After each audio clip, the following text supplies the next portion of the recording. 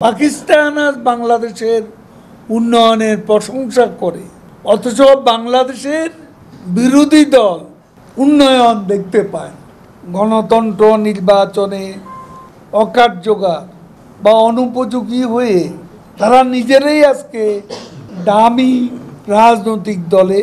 আজকে আপনারা একটা খবর বোধহয় লক্ষ্য করেছেন, পত্রপত্রিকায় মিডিয়ায় ফলাও করে যা প্রচার হয়েছে যে, এবং এখানে আমাদের বলার বিষয় হচ্ছে আজকে বাংলাদেশের যে উন্নতি, বাংলাদেশের যে উচ্চতা, এটা দেখে পাকিস্তানের প্রধানমন্ত্রী শাহবাজ শরীফ লজ্জিত হন।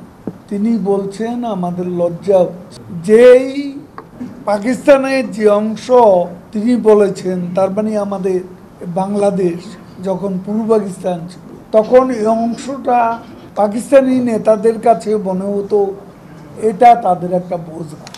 এখন সেই বোঝাই উন্নয়ন অগ্রগতিতে অনেক এগিয়ে গেছে, এবং এই উন্নয়ন দেখে, উন্নতি দেখে বাংলাদেশের আমরা লজ্জিত হচ্ছি। আমার মনে হয় বিএনপি যত মিথ্যাচার করে, সরকারের উন্নয়ন নিয়ে অপপ্রচার করে, তাদের শাহবাজ শরীফের বক্তব্য থেকে তাদের প্রকৃত সত্য অনুধাবন করা, তাদের শিক্ষা নেওয়ার অনেক কিছুই আছে। পাকিস্তান আজ বাংলাদেশের উন্নয়নের প্রশংসা করে, অথচ বাংলাদেশের বিরোধী দল উন্নয়ন দেখতে পায়। তারা দিনের আলোতে রাতের অন্ধকার, যখন আলোকোজ্জ্বল দিন তখন তারা অমাবস্যার অন্ধকার। দেশের উন্নয়ন নিয়ে এত হীন মনোবৃত্তির পরিচয় তারা দিচ্ছে, এবং পাকিস্তানের প্রধানমন্ত্রীর বক্তব্য থেকে তাদের বাস্তবটা বোঝা উচিত।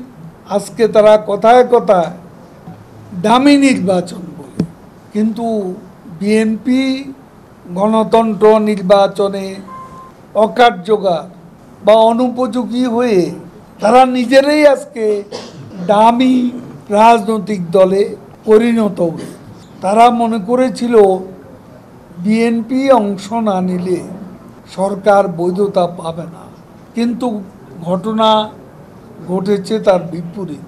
নির্বাচন বিরোধী কর্মকাণ্ড অব্যাহত রাখার পরও সকল বাধা অতিক্রম করে দ্বাদশ জাতীয় সংসদ নির্বাচনে জনগণ স্বতঃস্ফূর্তভাবে ভোট প্রদান করেছে। সুষ্ঠু, শান্তিপূর্ণ, প্রতিদ্বন্দ্বিতাপূর্ণ নির্বাচন হয়েছে। প্রধানমন্ত্রী শেখ হাসিনাকে বিভিন্ন রাষ্ট্র, বিশ্ব নেতৃবৃন্দ অভিনন্দন জানিয়েছেন এবং বাংলাদেশের সঙ্গে নিবিড়ভাবে কাজ করার অঙ্গীকার ব্যক্ত করেছে।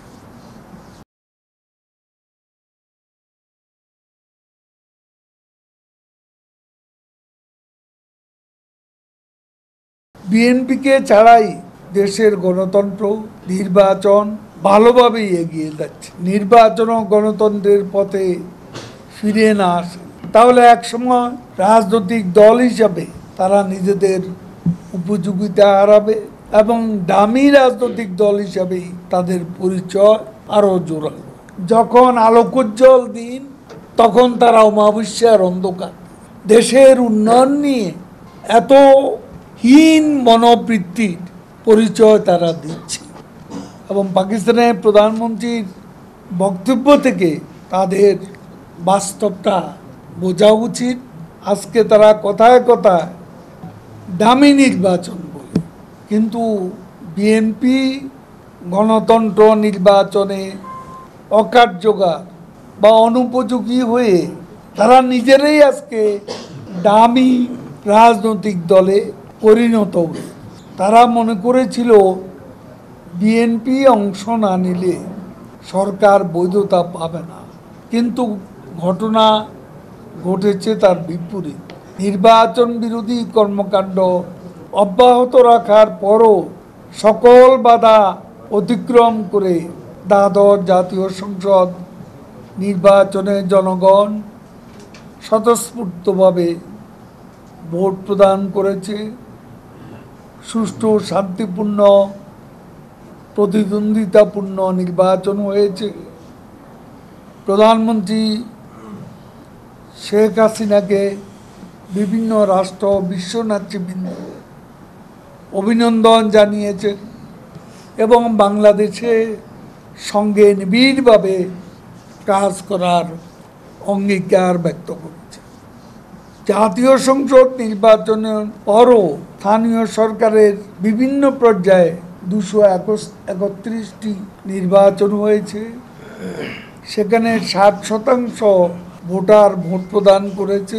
বিএনপিকে ছাড়াই দেশের গণতন্ত্র নির্বাচন ভালোভাবেই এগিয়ে যাচ্ছে। আমরা আশা করি উপজেলা পরিষদ নির্বাচনও নিরপেক্ষভাবে শান্তিপূর্ণ পরিবেশে অনুষ্ঠিত হবে। জনগণ নির্বিঘ্নে ভোট প্রদান করবে। এখন বিএনপি যদি নিজেদের বোধের উদয় ঘটিয়ে নির্বাচন ও গণতন্ত্রের পথে ফিরে না আসে, তাহলে একসময় রাজনৈতিক দল হিসাবে তারা নিজেদের উপযোগিতা হারাবে এবং দামি রাজনৈতিক দল হিসাবেই তাদের পরিচয় আরও জোরালো।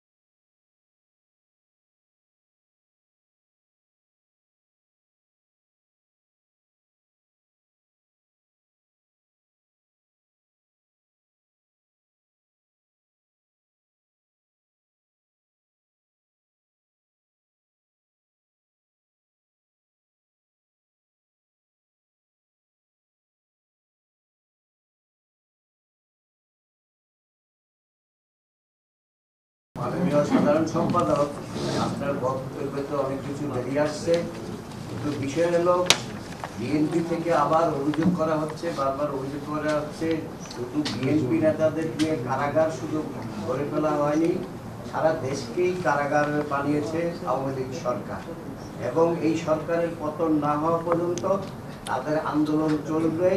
অরাজকতা যদি সৃষ্টি করেন সেক্ষেত্রে আপনারা কি ব্যবস্থা নেবেন? আমরা একথা বারবার বলেছি, এখনো পুনরাবৃত্তি করতে হচ্ছে যে রাজনৈতিক কারণে বিএনপির কোনো নেতার বিরুদ্ধে মামলা নেই, রাজনৈতিক কারণে বিএনপির কোনো নেতাকর্মী কারাগারে নেই, যাদের বিরুদ্ধে মামলা আছে কারাগারে আছে তাদের বিরুদ্ধে সুনির্দিষ্ট অপকর্ম অপরাধের মামলা আছে, এবং সে কারণেই তারা কারাগারেও যাচ্ছে, তাদের বিরুদ্ধে মামলা হচ্ছে। আমি মির্জা ফখরুল সাহেবকে জিজ্ঞেস করতে চাই, আপনি যে ভুয়া হিসাব আজকে জাতির সামনে উত্থাপন করছেন, এটা রাজনৈতিক দল হিসাবে আপনাদের স্বচ্ছতাকে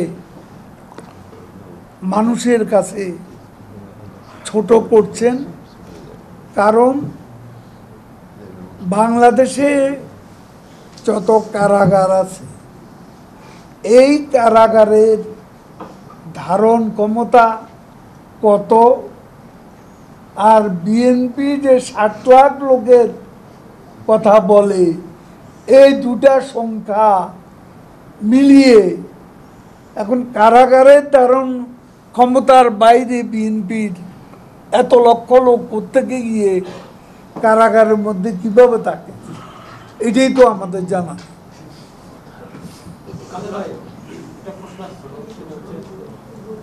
আপনার ঢাকা মহানগর দক্ষিণ আওয়ামী লীগের একজন সদস্য তার অনুচিত কর্মকাণ্ডের বিরুদ্ধে তাকে অব্যাহতি দেওয়া হয়েছে, কিন্তু এই অব্যাহতি যাতে না হয় সেই জন্য ঢাকা মহানগর দক্ষিণ আওয়ামী লীগের দপ্তর সম্পাদক তিনি 10 লাখ টাকা দাবি করেছিলেন যে যদি আমার প্রেসিডেন্সিয়াল সাথে কথা হয়েছে, যদি আপনি 10 লাখ টাকা দেন তাহলে এই ইয়েটা অব্যাহতি দিলেও সেটি 10 থেকে 15 দিনের জন্য দেওয়া হবে, পরে আবার উল্টো করে নেওয়া হবে।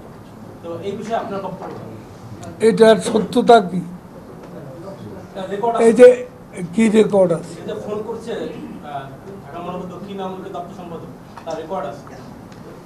কি ফোন করছে? ঢাকা মহানগর দক্ষিণ আওয়ামী লীগের দপ্তর সম্পাদক সেই ক্যান্ডিডেট থেকে ফোন করছেন, ও যে মহিলাকে, হ্যাঁ, যে আমি 10 লাখ টাকা দিলে এটা রফা দফা করা যাবে, সেটা রেকর্ড আছে। রেকর্ডটা দেবেন, আমরা খতিয়ে দেখছি।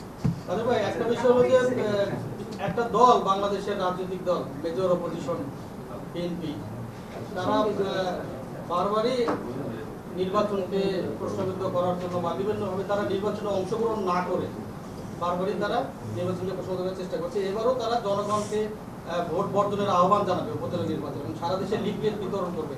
আপনাদের করণীয় কি থাকবে এবং রাজনীতি আসলে কোন দিকে যাচ্ছে, এভাবে কি সাস্টেনেবল পলিটিক্স হবে কিনা বাংলাদেশে?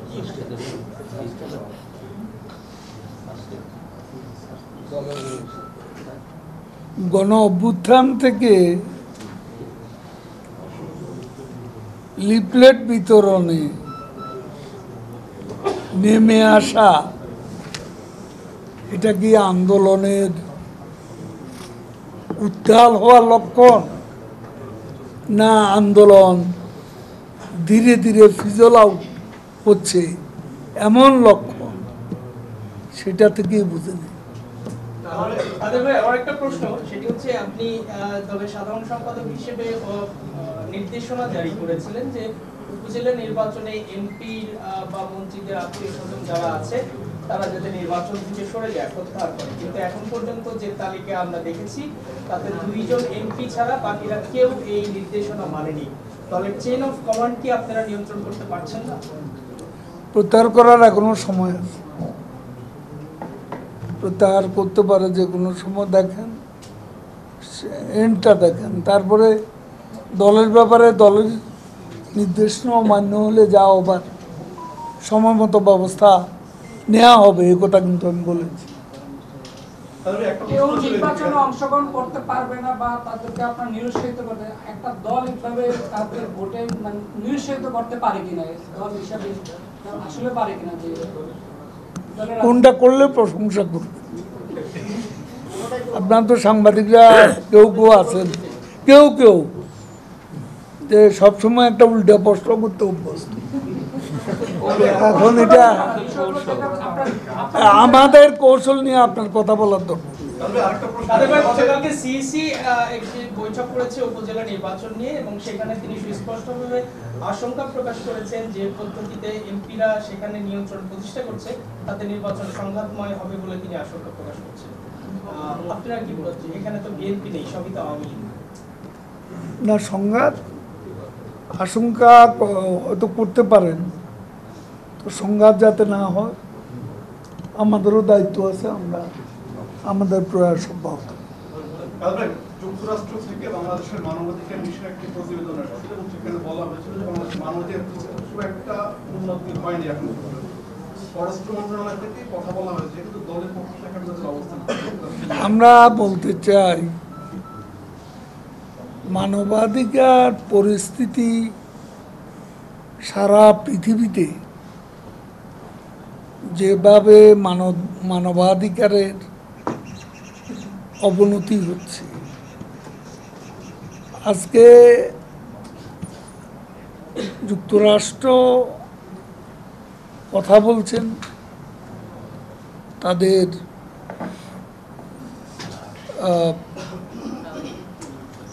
ম্যাথিউ মিলার, জন কিরবি, এরা এসব নিয়ে কথা বলছে হোয়াইট হাউস। কিন্তু আমাদের বক্তব্য হচ্ছে তাদেরই পাশে ইসরায়েলে, গাজায় ইসরায়েল যা করছে সেটা মানবাধিকারের কোন পর্যায়ে পৌঁছে গেছে। 14,000 শিশু, 35,000 মানুষ এবং প্রতিদিনই হত্যাকাণ্ড করছে। যুক্তরাষ্ট্র নেতানিয়াহুকে সিজফায়ারের কথা বলেও শোনাতে পারেন না, এবং দে ডোন্ট কেয়ার, তারা কারো কথা শুনে না।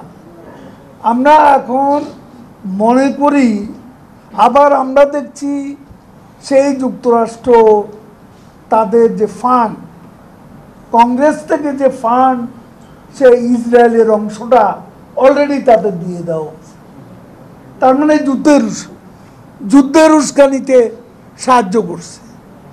আগে তারা নিজেরা ইসরায়েলের যে গণহত্যা, এই গণহত্যার ব্যাপারে মানবাধিকার লঙ্ঘনের যে নিকৃষ্টতম নমুনা, এর ব্যাপারে তারা তাদের অবস্থান পরিষ্কার করে,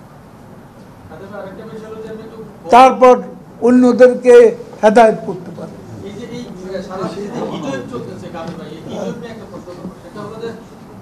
ঢাকা উত্তর সিটি কর্পোরেশনের যে হিটওয়েভ অফিসার, তার মানে ঢাকা শহরে এই হিটওয়েভ কমানোর জন্য তাকে কোনো সুপারিশ করবেন কিনা, আর যদি উনি ভালো কাজ করে থাকেন আর একজন দক্ষিণে কোনো হিট অফিসার নিয়োগ দেওয়া হবে কিনা? বুঝলাম না। মানে আমাদের যে হিট অফিসার উত্তরে, তার কাছে কোনো সুপারিশ থাকবে কিনা ঢাকা শহরে হিট কমানোর? আর হিটওয়েভটা তো পুরো দেশের অর্থনীতিতেই প্রভাব ফেলতেছে। তো কি করবো? এটা প্রকৃতির সাথে লড়াই করব, প্রকৃতির সাথে যুদ্ধ করব? নো, আপনারা সাধারণ সম্পাদক একটা I don't take this book. আমরা একটা বিষয় দেখছি যে আপনি আওয়ামী লীগ থেকে বারবার অভিযোগ করা হচ্ছে দেশি বিদেশি ষড়যন্ত্র চক্রান্ত চলছে সরকারকে উত্থান করার জন্য এবং বিএনপি অবৈধভাবে ক্ষমতায় আসার জন্য চেষ্টা করছে। আপনারা কি এই অবৈধ ষড়যন্ত্র চক্রান্ত উদ্ঘাটনের কোনো প্রক্রিয়া অবলম্বন করছেন কিনা বা উদ্ঘাটন করতে পারছেন কিনা? আপনার কি বন্ধু ওটাই তো জানতে চাচ্ছি। সরকারের কাজ সরকার। আমরা যখন এত কিছু অতিক্রম করে ক্ষমতায় আছি এবং ভালোভাবেই আছি, সবকিছু সামাল দিয়েই আছে প্রধানমন্ত্রী শেখ হাসিনার নেতৃত্বে। আমরা পারি, আমরা প্রমাণ করেছি, ইনশাল্লাহ ভবিষ্যতে এই চক্রান্ত ষড়যন্ত্রকে আপনারা আমলে নিচ্ছেন না? না, আমলে নিচ্ছে। আর কোনো কথা আছে আপনার? প্রথম ধাপের উপজেলা নির্বাচনে বিএনপি থেকে এখন পর্যন্ত 63, হয়তো এই সংখ্যা 72 পর্যন্ত হতে পারে। বিভিন্ন পর্যায়ের প্রার্থীরা অংশ নিচ্ছে। আপনারা তাদের এই অংশগ্রহণকে কিভাবে দেখছেন আওয়ামী লীগের পক্ষ থেকে এবং বিএনপির পক্ষ থেকে? কিন্তু তাদের বিরুদ্ধে সাংগঠনিক ব্যবস্থা ইতিমধ্যে নেওয়া হয়েছে, হয়তো তাদেরকে বহিষ্কার করা হচ্ছে। আওয়ামী লীগ এ ধরনের পদক্ষেপকে স্বাগত জানাচ্ছে কিনা, যারা বিএনপির কেন্দ্রীয় নির্দেশনা উপেক্ষা করে নির্বাচনে অংশ নিচ্ছে? আমরা এখানে সমর্থনও করছি না, বিরোধিতাও করছি না। বিএনপির ব্যাপার বিএনপি দেখবে। Thank you.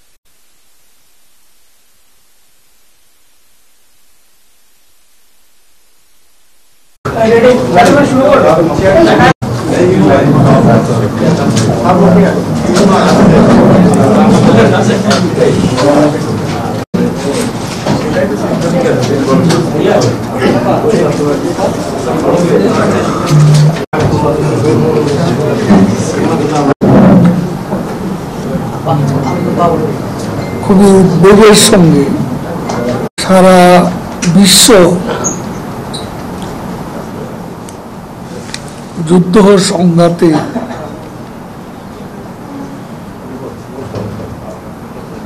এক ভয়ঙ্কর পরিস্থিতিতে দাঁড়িয়েছে।